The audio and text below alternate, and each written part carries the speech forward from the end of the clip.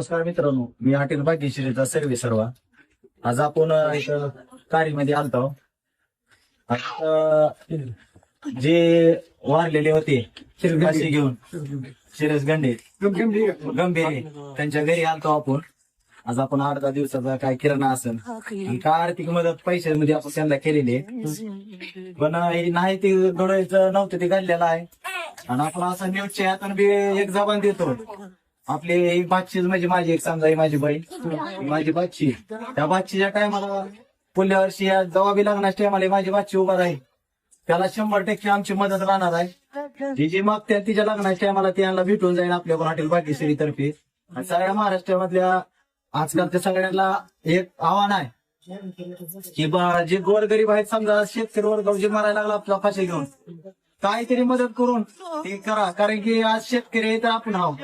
आज एक शेतकरी वारला म्हणजे पैशाचा वारला, आमचा झाला असं कर्ज पाणी त्याच्यावर, पण ज्याच्याकडून घेतलंय त्याने तंग करणं चुकीचं होतं. कारण की आज बघतो तुम्ही महाराष्ट्रामध्ये काय चालू आहे, सगळं पावसामुळे सगळ्यांची शेत वाहून गेल्यात.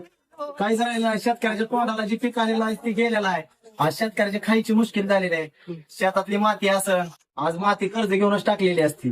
त्याच्यामुळे सरकारकडे विनंती आहे की लवकरात लवकर मदत पोचवा, काय कर्ज माफी करून टाका, काय तुमच्याकडून देणं करा. कारण शेतकरी आज मरतो म्हणजे ह्यात हीच आहे की शेतकरी कुठंतरी लढायला लागला आणि त्याच्यामुळे मरायला लागलाय. त्याच्यामुळं एवढीच विनंती आहे की आज काहीतरी मदत अशी करा की ती घडली पाहिजे. 10-5 हजार रुपये मदत अशी कोणी बी करू शकतो, आमचा बी लहान वर्ग करू शकतो. आणि व्यावसायिकाला सगळ्यांना माझी विनंती आहे की मदत करा, सगळ्यांनी मदत करा.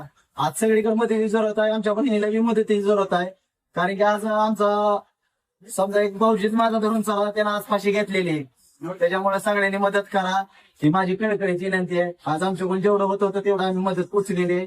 आणि आपण अजून परत एकदा सांगतो, माझ्या बाच्चीच्या लग्नाच्या टायमाला जी आर्थिक मदत लागणार ती आपण करणार आहोत. धन्यवाद.